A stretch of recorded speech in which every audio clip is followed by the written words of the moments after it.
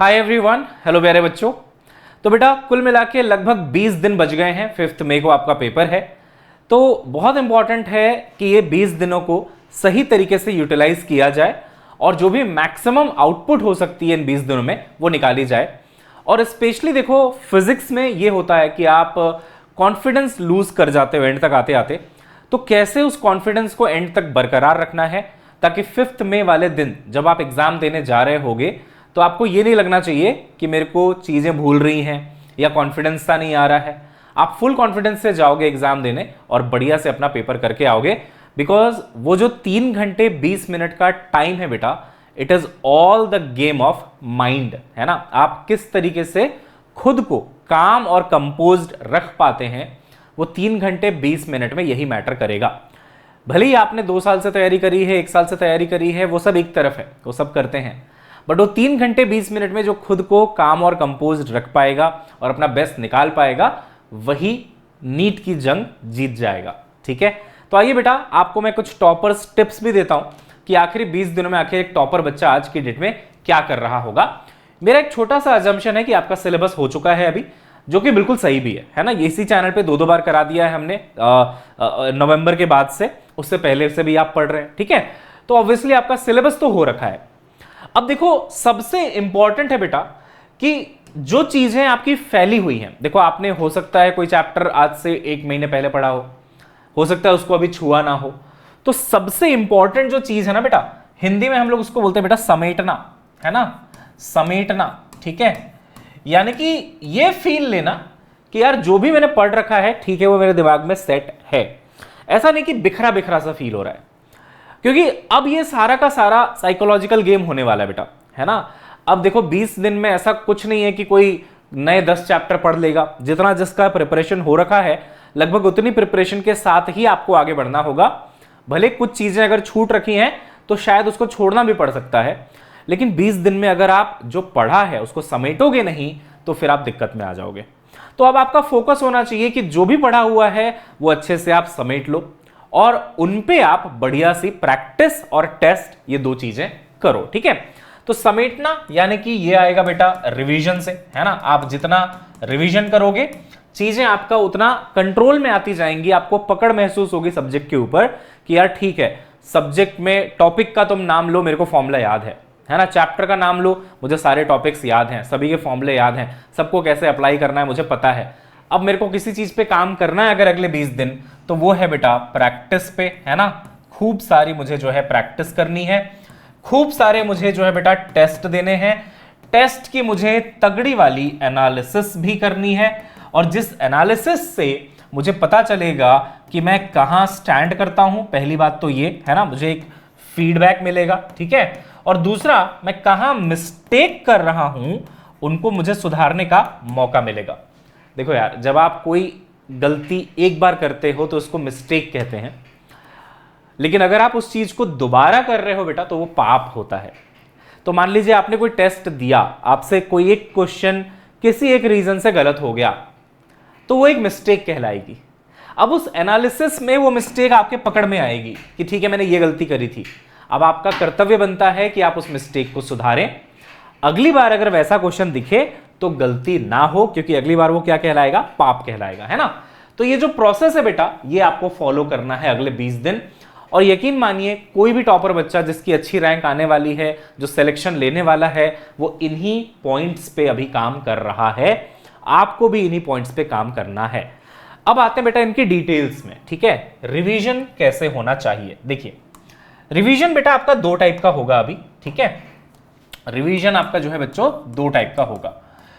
Revision में बेटा एक टाइप का रिवीजन जो होता है वो होता है बिफोर टेस्ट, क्योंकि आप टेस्ट काफी फ्रीक्वेंटली देंगे और इस टेस्ट के लिए मेरे पास आपके लिए एक सरप्राइज भी है। हम कुछ बड़ा आपके लिए लाए हैं बेटा, फ्री ऑफ कॉस्ट, अगेन मैं आपको बताऊंगा एंड में, है ना।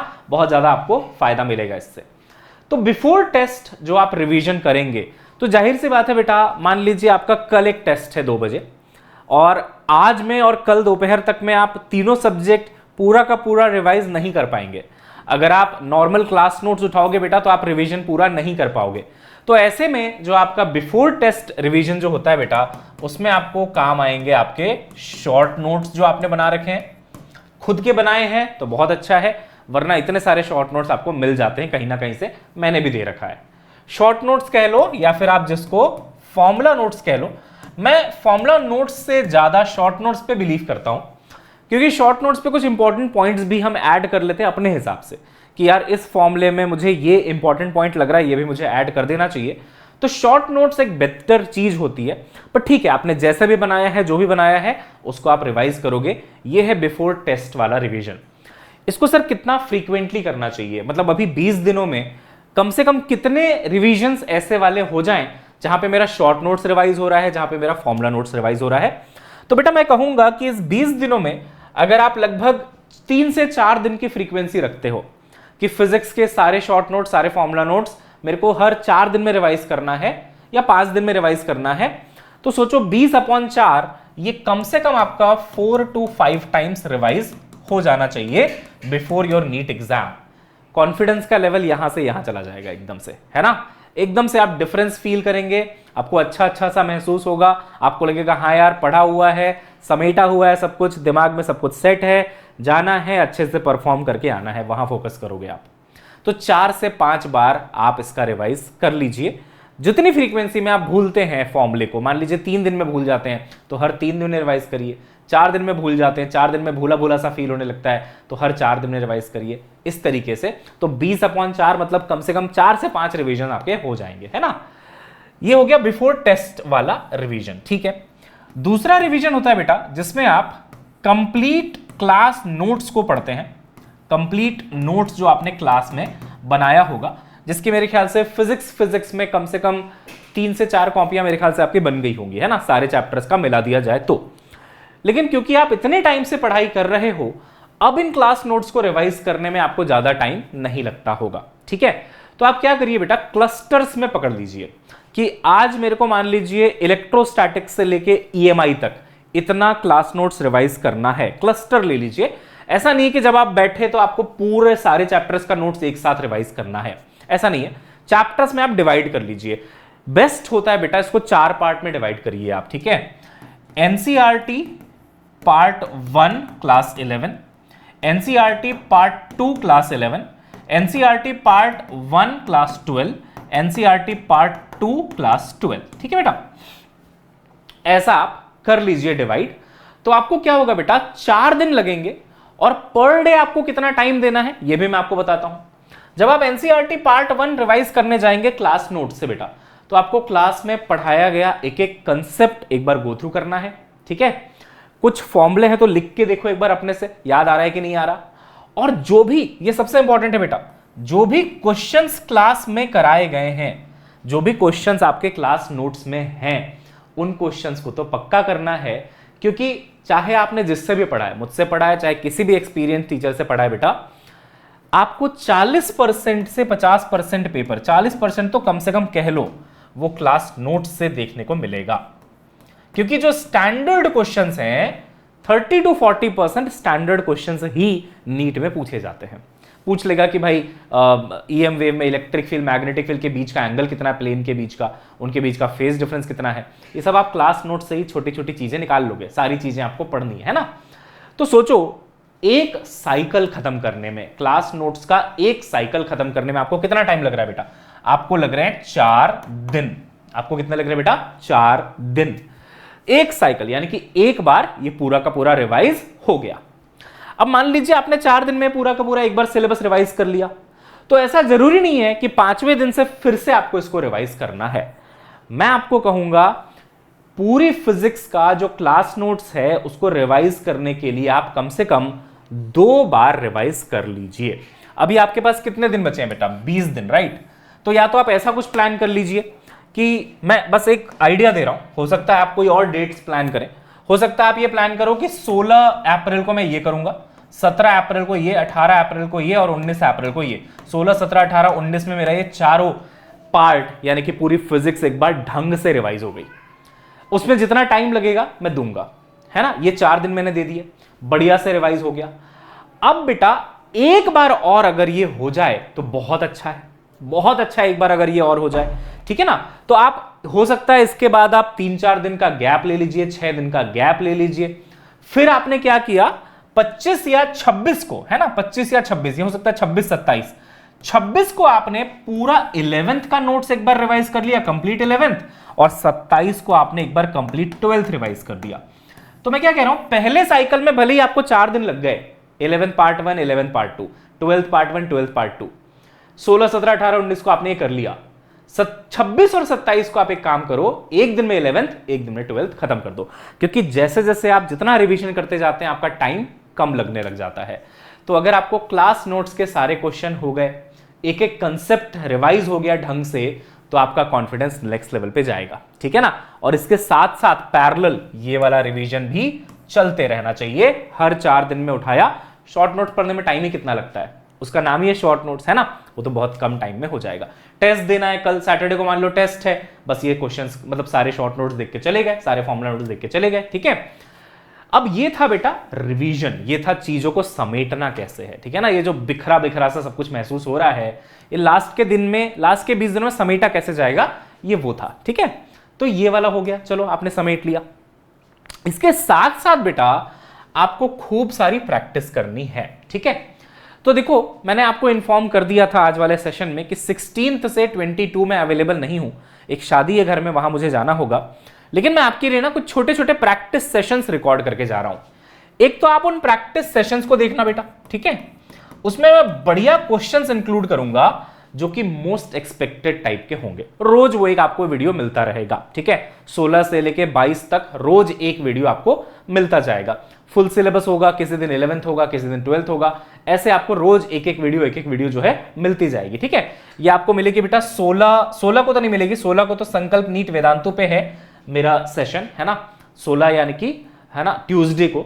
17 से आपको यहां पे नीट टॉपर्स पे एक एक सेशन रोज मिलेगा, 17 18 19 20 21 और 22, ठीक है। बीच में एक आध संडे निकाल दो, उस दिन आपका टेस्ट हो जाएगा, बट एवरी डे मैं आपको एक प्रैक्टिस सेशन दूंगा। लेकिन ये तो मैं दे रहा हूं, ये मेहनत तो मैं कर रहा हूं आपके लिए, मेरे ऊपर आप कितनी मेहनत करते हो वो मैटर करेगा कि आप सिलेक्शन तक कैसे पहुंच रहे हो। तो इसमें आपको क्या करना है बेटा, जो भी आपने किताब, डीपीपी, व्हाटएवर आपने पहले लगाई हुई है, उसके जो मार्क्ड वाले क्वेश्चंस हैं, इंपॉर्टेंट वाले क्वेश्चंस हैं, जो आपने मार्क कर रखे हैं, जहां आपसे गलतियां होती थी, उनको आप सबसे पहले सॉल्व करेंगे। उसके अलावा बेटा अगर टाइम आपको मिल रहा है तो आप पूरी डीपीपी लगाओ, और या तो फिर आप ढंग से एक बार पीवाईक्यू कर लो, है ना, पीवाईक्यू आप कर लो, ठीक है। और देखो यार, अब ये बात हो गई सर ये क्वेश्चन तो मेरे करे हुए हैं, है ना, इसमें कुछ मेरे को नया मिलेगा क्या। तो देखो इंपॉर्टेंट ये है कि पुराने क्वेश्चंस भी दोबारा करने होते हैं भाई। जिस क्वेश्चन में तुमने फर्स्ट टाइम में गलती करी थी, हो सकता है तुम्हारा दिमाग का जो इनर्शिया है वो अभी भी ऐसा होगा कि उसी तरीके से सोचेगा उस क्वेश्चन को, जैसे वो क्वेश्चन दिखेगा, तो हो सकता है तुम दोबारा गलती करोगे। तो तुमने उसको मार्क कर रखा है कि मेरे से यहां पे गलती होती है, उसको तुम अब दोबारा सॉल्व करोगे, हो सकता है गलती हो सकता है ना हो। इन व्हाटएवर सिचुएशन आपके लिए तो विन विन है ना, गलती हुई तो भी ठीक, नहीं हुई तो भी ठीक, आपसे तो क्वेश्चन बन गया। तो पुराने क्वेश्चंस भी करने हैं, पीवाईक्यूज भी करने हैं। अब आप बोलोगे सर नया क्वेश्चन कहां से मिलेगा, तो कुछ नए क्वेश्चंस आपको यहां मिल जाएंगे, जो मैं आपको प्रैक्टिस सेशन एवरीडे दे रहा हूं 22 तक। 23 से क्या कराऊंगा वो तो मैं बता दूंगा, वो तो वापस आ जाऊंगा, 23 से तो लाइव होगा, वो मैं बता दूंगा। लेकिन बेटा उसके अलावा नए क्वेश्चंस आपको यहां मिलेंगे, है ना। जो अपना तीसरा एस्पेक्ट है तैयारी का वो ये है, ठीक है। तो पहला एस्पेक्ट हो गया रिवीजन, दूसरा हो गया आपका प्रैक्टिस, तीसरा हो गया बेटा आपका टेस्ट। अब सर हम टेस्ट कहां से दें, टेस्ट देने के बाद एनालिसिस में कम से कम 2 घंटा लगाना है। ये 20 दिन बहुत मेहनत करनी बेटा, क्योंकि आपको रिवीजन के लिए भी टाइम निकालना पड़ेगा, आपको प्रैक्टिस के लिए भी टाइम निकालना पड़ेगा। रिवीजन भी मैंने 2 टाइप का बताया है, वो तो आप अच्छे से अपनी प्लानिंग कर लेना, किस दिन आप लॉन्ग टर्म रिवीजन कर रहे हो क्लास नोट्स वाला, किस दिन आप ये बिफोर टेस्ट वाला कर रहे हो, है ना। चाहो तो जिस दिन ये कर रहे हो उस दिन ये मत करो, जिस दिन ये कर रहे हो उस दिन ये मत करो, इस तरीके से आप प्लान कर सकते हो, ठीक है। तो बेटा रिवीजन वाले पार्ट में आपको ढेर सारा टाइम देना पड़ेगा, बहुत टाइम निकालो, ठीक है। ये लास्ट के 20 दिन अगर आप खूब सारा पढ़ेंगे, देखो मुझे ये बताना अच्छा नहीं लगता कि कितने घंटे पढ़ना चाहिए, क्योंकि वो एक बच्चे के, है ना, तरीके पे भी डिपेंड करता है कि वो कैसे पढ़ता है। हो सकता है जो काम एक बच्चा 16 घंटे में खत्म करता है, वो काम शायद दूसरा बच्चा 10 घंटे में कर ले, क्योंकि बहुत फोकस के साथ पढ़ रहा है। तो मैं आपको नंबर ऑफ आवर्स के जाल में नहीं फंसाना चाहता कि सिलेक्शन लेना तो इतने घंटे ही पढ़ना पड़ेगा, लेकिन एक सिंपल सा थंब रूल है, मैक्सिमम एफर्ट मारना पड़ेगा तभी जाके होगा। तो आप टारगेट बनाइए, इतना रिवीजन करना है, इतनी प्रैक्टिस करनी है, एवरीथिंग कंप्लीट करिए। बट ऑन एवरेज अगर आप 12-13 घंटे से कम पढ़ाई कर रहे हैं तो लास्ट के 20 दिनों में वो कम तो है, इतना तो आपको मिनिमम एफर्ट डालना ही चाहिए। उसके ऊपर ले जा पा रहे हो और अच्छी बात है, ठीक है। अच्छा, टेस्ट एनालिसिस किया, फीडबैक देखा, क्या कर रहे हैं, कैसा कर रहे हैं। अच्छा, यहां पे ना डिसअपॉइंट नहीं होना है। मार्क्स अगर कम आया तो आप डिसअपॉइंट हो जाते हो। देखो, बहुत सारे ऐसे एग्जांपल्स हैं कि टेस्ट में लगातार मार्क्स 400, 450, 500 तक आ रहे थे, बट जब एग्जाम हुआ नीट का तो 620 पार हो गया। ऐसा बहुत सारे एग्जांपल्स हैं बेटा। अब वो डिपेंड करता है टेस्ट का कैसा पैटर्न था। टेस्ट वाले दिन आप शायद अपना बेस्ट नहीं दे रहे थे, एग्जाम वाले दिन शायद आपने अपना पूरा बेस्ट दिया हो, व्हाटएवर। और जनरली थंब रूल ये भी कहता है कि टेस्ट में जो नंबर आ रहे होते हैं जनरली कोचिंग के टेस्ट में, उससे आपके 60-70 नंबर, कई बार 100 नंबर तक भी बढ़ जाते हैं, है ना। क्योंकि कई बार टेस्ट थोड़ा सा कॉम्प्लिकेटेड और टफ बना दिए जाते हैं। नीट का एग्जाम फिर भी देखा जा रहा है 2-3 साल से रिलेटिवली ईजियर आ रहा है। 21 छोड़ दो तो 22-23 तो बहुत ही ज्यादा ईजी आया। 21 भी डिफिकल्ट नहीं था, लेंथी था। तो दैट वे आपका नंबर वहां पे बढ़ सकता है, तो डिसअपॉइंट नहीं होना है, ठीक है ना। हमेशा जो चेहरे की स्माइल है बेटा वो बरकरार रहनी चाहिए। कितना भी नंबर आया, बस ये रीजन देखना है कि नंबर कम आया तो क्यों आया, है ना। गलती हुई तो कहां हुई। और बहुत अच्छा नंबर आ रहा है तो बहुत ज्यादा ऐसा भी नहीं सोच लेना कि हो गया मेरा प्रिपरेशन, अब तो मैं ऐसे ही बैठूंगा, है ना, सीधा जाके नीट दूंगा, वैसा भी नहीं। दोनों चीजें गलत हैं। ओवर एंक्शियस हो जाना और, है ना, बहुत ज्यादा, है ना, डिप्रेस्ड हो जाना, दोनों चीजें गलत है बेटा। क्योंकि मैक्सिमम एफिशिएंसी तब मिलती है जब आपकी एंजाइटी बिल्कुल नॉर्मल होती है। इसका नॉर्मल ग्राफ बनता है ऐसा, ठीक है। ये देखो बेटा, नॉर्मल एंजाइटी है। इधर आप देखो डिप्रेस्ड है ना, स्माइल नहीं कर रहे हैं बल्कि सैड हैं। इधर आप देखोगे बेटा तो आप बहुत ज्यादा खुश हैं, बहुत ज्यादा खुश हैं। तो देखोगे तो आपका परफॉर्मेंस अगर इस जोन में हो तो यहीं तक आ रहा है, कम आ रहा है। इस जोन में हो तो भी कम आ रहा है। बट यहां पे अगर हो ना, बीच में हो, ना ज्यादा खुश ना ज्यादा दुखी, तो देखो यहां पे आ रहा है परफॉर्मेंस, है ना। तो एंजाइटी वर्सेस परफॉर्मेंस का जो ग्राफ है बेटा वो कुछ ऐसा बनता है, इसको नॉर्मल डिस्ट्रीब्यूशन बोलते हैं। मैक्सिमम परफॉर्मेंस निकलेगी अगर आप खुद को क्या रखोगे, बैलेंस्ड रखोगे, है ना, ऑप्टिमम स्टेट में रखोगे अपने माइंड को, ना ज्यादा दुखी ना ज्यादा खुश, ठीक है। अब देखो, एक सवाल आपके मन में उठ रहा होगा, सर टेस्ट कहां से देना है। तो यार वेदांतु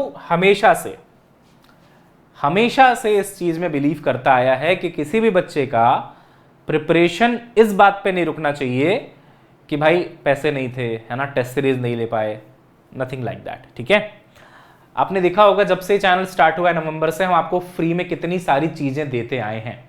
तो एक और चीज दे रहे हैं बेटा आपको, और वो है टेस्ट सीरीज। और टेस्ट भी दे बेटा ऐसी वैसी नहीं है। देखो, या तो वेदांतों में हम लोग कोई चीज करते हैं तो ढंग से करते हैं, वरना फिर नहीं करते। ऐसा नहीं कि बस बच्चों को कहने के लिए दे दिया कि यार ये टेस्ट सीरीज है, जाके ज्वाइन कर लो, दे दो, कैजुअल तरीके से नहीं। तरीके से टेस्ट सीरीज बनाई गई है, बहुत मेहनत करी गई है, टॉप मोस्ट एक्सपेक्टेड क्वेश्चंस में से पिक कर करके क्यूरेट किया गया बेटा टेस्ट सीरीज को, और तब आपको दे रहे हैं, ठीक है। फ्री ऑफ कॉस्ट है तो इसका मतलब ये नहीं है कि आप इसकी इज्जत ना करें, इसको, है ना, इसको उतनी वैल्यू ना दें जितनी देनी चाहिए, ऐसा मत करिएगा। मैं आपको बता रहा हूं, गारंटी दिला रहा हूं, मैंने खुद टेस्ट के पेपर्स देखे हैं बेटा। It is one of the best test that you can have, और इसको देख के आपकी प्रिपरेशन सच में बहुत अच्छी हो जाएगी और सच में आपको ऑल इंडिया रैंक देखने को मिलेगा अपना, ठीक है। तो ये देखो बेटा 6 अप्रैल से शुरू हो चुका है। कोई बात नहीं यार, कभी से भी शुरू हुआ हो, आप चाहो तो पुराने टेस्ट भी दे सकते हो, और जो नए हैं वो तो आपको देना ही है आगे, है ना। तो एवरी सैटरडे और संडे, ठीक है बेटा, ये actually all India mock test series है। ऑल इंडिया, पूरे भारतवर्ष के बच्चे इसको दे रहे होंगे जो नीट की तैयारी कर रहे हैं। कंप्लीटली फ्री ऑफ कॉस्ट है। एवरी सैटरडे संडे होगा बेटा, 2 बजे से लेके 5:20 तक होगा। आप इसमें एनरोल करने के लिए क्या करेंगे, सिंपल सा काम करना बेटा आपको, ये QR कोड या तो आप स्कैन कर लो, है ना। अभी भी आप चाहो तो अपना फोन जो है वो लगा के इसको स्कैन कर सकते हो, है ना। मैं थोड़ा यहाँ पे कर देता हूँ इसको स्कैन, आप इसको कर सकते हो बेटा, पहली चीज। दूसरी चीज, आप अगर डिस्क्रिप्शन चेक करोगे तो उसमें आपको एक लिंक भी मिल जाएगा AIMT का, all India mock test series का, और वहां से भी आप इसको ज्वाइन कर सकते हो। तो यार मैंने जो 3 एस्पेक्ट बताए हैं ना वो बहुत इंपॉर्टेंट है, ठीक है। और ये टेस्ट, जैसे कि मैंने बताया आपको कि ये बेस्ट टेस्ट सीरीज है बेटा, curated from top NEET UG 2024 anticipated questions, ठीक है। ऑनलाइन है, no cost, free of cost है, ठीक है। प्रेडिक्ट कर सकते हो अपना college on the basis of your rank, ठीक है, discover your all India rank, receive thorough performance analysis post test including score, solution, accuracy and areas of improvement, है ना, इतना कुछ आपको मिल रहा है। सेशन को एंड करने से पहले एक चीज जरूर बोलना चाहूंगा कि अब आप रिवीजन के लिए जितना अपने नोट्स और शॉर्ट नोट्स पे रिलाई करेंगे उतना अच्छा होगा, क्योंकि आपको 2-2 घंटे 3-3 घंटे के रिवीजन वीडियोस बहुत मिल जाएंगे यूट्यूब पे, बट लास्ट में जो सेल्फ स्टडी से रिवीजन होता है उसका कोई तोड़ नहीं है। आप खुद सोच के देखो, जिस बच्चे की अच्छी रैंक आने वाली है वो अभी यूट्यूब से रिवीजन नहीं कर रहा होगा, वो क्या कर रहा होगा, बैठ के जो उसने साल भर पढ़ा है उसको समेट रहा होगा, ताकि जो मेहनत करी है वो आपके हाथों में रहे, आपके कंट्रोल में रहे। एक हाई मिलता है आपको कि अच्छा एक मैंने 2 घंटे का वीडियो देख लिया, सेटिस्फैक्शन सा मिल जाता है, क्योंकि वो आसान है ना, कोई और कर रहा है ना सारी चीजें, उस समय सारी चीजें टीचर के दिमाग में चल रही हैं, वो पढ़ा रहा है आपको कि देख बेटा ये कूलॉम्स लॉ है, देख बेटा इसका ये फॉर्मूला होता है, तुम तो बस सुन रहे हो मूवी की तरह। तो सारी मेहनत तो टीचर कर रहा है, लेकिन जब आप खुद से रिवाइज करने बैठते हो तो वो चीजें आपके ब्रेन में अच्छे से चल रही होती, क्योंकि उस टाइम सूत्रधार आप होते हैं बेटा, एंकर आप होते हैं उस पढ़ाई के, आप खुद अपने दिमाग में चला रहे होते हैं, तब आपको डाउट्स भी आते हैं, तब आपको लगता है कि अच्छा ये फॉर्मूला तो मैं भूल गया था, ये मुझे याद आया, है ना। तो वीडियो देख के हाई लेने से बेहतर है कि यहां पे आराम से बैठ के अपना तरीके से रिवीजन किया जाए और वीडियो देखा जाए प्रैक्टिस सेशंस का, जहां पे आपको सच में कुछ नया सीखने को मिलेगा, ठीक है। बाकी ये मेरा पर्सनल ओपिनियन है, मुझे ऐसा लगता है ना। बाकी आपको जैसा ठीक लगे, कि जो प्रिपरेशन का तरीका आपको ठीक लगे आप वो अपनाइए। मेरा एम तो बस ये है बेटा कि आपका सिलेक्शन होना चाहिए और आप मेडिकल कॉलेज तक पहुंच जाने चाहिए, ठीक है। चलिए फिर बस आज का सेशन इतना ही, है ना, 20-22 मिनट का हो गया, बट इंपॉर्टेंट बातें हैं बेटा इसमें, तो एक बार देख लेना इस वीडियो को पूरा, है ना। हम लोग मिलते हैं बेटा नेक्स्ट क्लास में, है ना, 23 तारीख से मैं वापस आ जाऊंगा, बट आपको ये प्रैक्टिस सेशंस अभी मिलते रहेंगे, ठीक है बेटा। चलिए, thank you so much, bye bye बच्चों, see you soon, all the best, बढ़िया से तैयारी करिए और नीट में इस बार आपको सिलेक्शन लेना है, ठीक है। चलिए बेटा, बाय बाय।